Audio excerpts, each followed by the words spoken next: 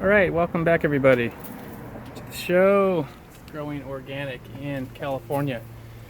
All right, so what we're going to be doing today is we are going to be giving our plants some Epson salt, magnesium sulfate. Now that may sound kind of weird, Epson salt, like who wants to put salt on your plants, but it's not really salt. Magnesium sulfate is what it is. And it's just some minerals that come from the earth, so it's very natural. There's nothing wrong with it. Good for pretty much all of your plants. I've done a lot of research into this, and there's really not any negative side effects of using this Epsom salt.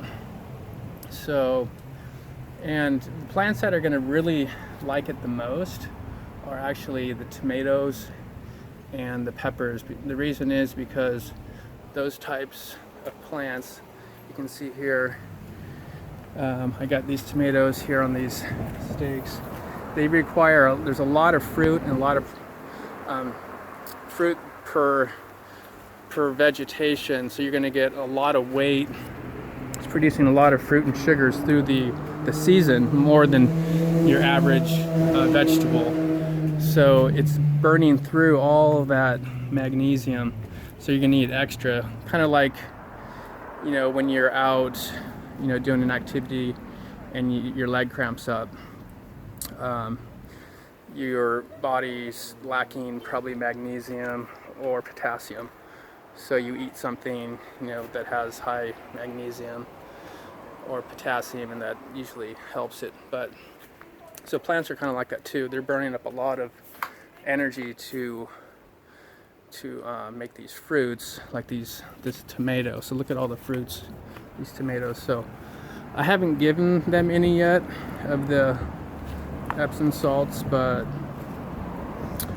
you can see how many fruits are coming. But also I've heard that leaf curl, now look at this, could be a sign that you could have a magnesium deficiency. So magnesium, this could be, so you don't quite know, but I think it might be, because it's always been curling upwards. So, and it's not going to hurt to give them, you don't want to overdo it, but don't be afraid to give them this probably 3 times throughout the year. On the instructions they say more, but I have a lot of nutrients in the soil already. This is just another additive of nutrients that's going to really boost the yield of your harvest, the growth, the color of the leaves. Everything will be very green. And let me go over couple things too, what it says here. So the instructions just on here has a, you know, basically correcting the yellowing of the leaves, but also this, you can put this in your spa or your bath. This is will actually help relieve sore aches and muscles, and I have a spa here which I put it in, so I'll be using that as well. So it's perfectly safe for your body and everything. So anyway, the tomatoes are going to get probably bigger doses, and also the peppers over here. These are going to be producing a lot of fruit, so they're going to be wanting a lot of magnesium too. So they also have a little bit of leaf curl. See this? A little bit of weird things going on, like this wrinkling. This is my jalapeno, I believe. So these are the red bell peppers, but I'm going to give them some of this. You can already see they're forming here, of the Epsom salts. So pretty much everything in the garden, the Epsom salts will benefit pretty much any plant. I have the citrus, all these other fruit trees here you see. They'll all be able to do well. Actually, even transplanted plants will benefit, because the roots will really take in the nutrients better. It'll uptake nutrients, allow the plant roots, the cell walls in the plants to grow quickly, and it helps with transplant shock. So it has really a lot of uses, even seed germination. So if you're growing from seed, you can help them. That'll help them germinate quicker too. So it's really an all-around good, additive to just kind of, add to your arsenal of nutrients to do every once in a while. So what else can I say about it? Yeah, transplanting seeds, tomatoes and peppers, it probably benefits the most, I would say. Everything will be sweeter tasting, better tasting, larger harvests, more yields, because you're getting more the chlorophyll. You're getting a lot more sugars, so the plant can produce a lot more sugars when it's healthy and has everything it wants. So that's basically, a good reason to add this to your planting or fertilization, nutrient. So anyway, I got it here. I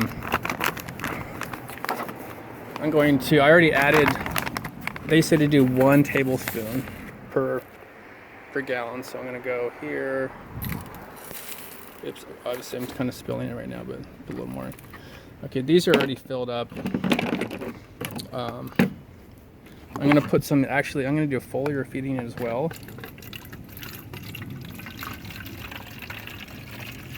Because foliar, you guarantee the uptake of the nutrients much quicker when you do a foliar feed. Going through the soil, it has to go down into the roots and then go up through the roots up to the plant. So this way, it's going direct. When you spray it on, it's going directly into the leaves. So, if you want something to react quicker, you can spray it on. So I'm going to do a combination of both, actually. So anyway, I have all these. I have 5 gallons mixed. Each one has the stuff. I'm going to shake this one up. Oops, it's hard to shake when you're holding the camera.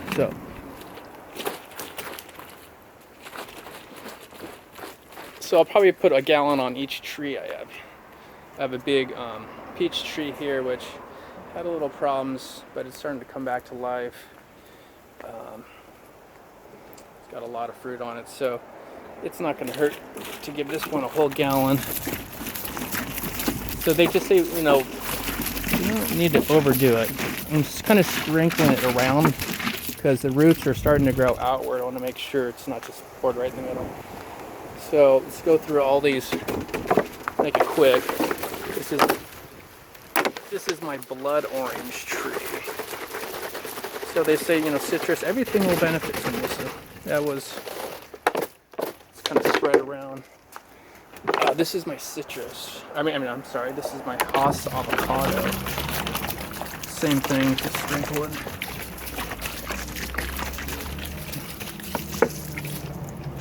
Okay, so it's 3 gallons. Now I'm gonna go. I just watered this stuff. I don't want to overwater. You don't want to overwater tomatoes. I just put a lot of water in yesterday. I'm gonna just do half a gallon for now. Half gallon on this one. This is the wild cherry, really vigorous one, and the sun gold. I'm down at the coast.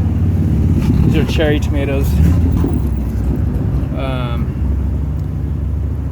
Best thing to grow, easiest, less likely to have that blossom and rot or any problems. But yeah, these are really tasty. Let's go ahead and I could even eat this one right here if I wanted to, but we won't. Just wait. Look at all these right here. So I haven't given them any of this magnesium sulfate yet, and they would probably do just fine because I give them a lot of, I give them good nutrients, all organic. This is like nothing you'll get in a store. So what I'm adding now, this magnesium sulfate, will just be an added bonus. So I got 1 gallon left. You can see how tall everything's already. It's about 9 feet. I got these sticks that come out. So this is just growing out of a corner of a planter. this custom-built planter, but we'll get into that another time. I was able to add on to this, add these green flexible sticks that I'll talk about on another episode. But it's basically 9 feet to the top. My plants, and it's only April, so now let me dump some on this. So everything is already taking off really well, so I'm not even sure. Things are almost too big. I'm going to put a little bit on each. These are very small trees, so I'm just going to give a little bit to each one. Not a lot. They don't need my apricot, my pear, my pomegranate, fig. We'll give some to this pepper here. I already gave them to these peppers. So anyway, down here, these beautiful purple cabbages just look really nice. Give them a little bit too. Every plant's gonna, you know, benefit from this. This lettuces, I'm not gonna really worry about it, because I've just been, you know, harvesting. So I already got some tomatoes on this. This is actually like a black tomato, a real dark purplish one. Anyway, so that's pretty much it. I don't know what else I can tell you at this point, but I'll show you the leaf curl problem. This one especially had the leaf curl problem. See this? That looks like something's up with that. And I'm gonna do a second follow-up video to this, so you guys should subscribe if you want to get some updates and keep seeing videos like this, so that'll allow me to know I'm doing videos that you guys like. And so that's about it. So we'll probably do a second video and see if this leaf curl went away. So anyway, hope you like this, and I will be back with more videos soon, different subjects. So we'll talk to you soon. If you have any comments, leave them in the comments below, and we will see you next time.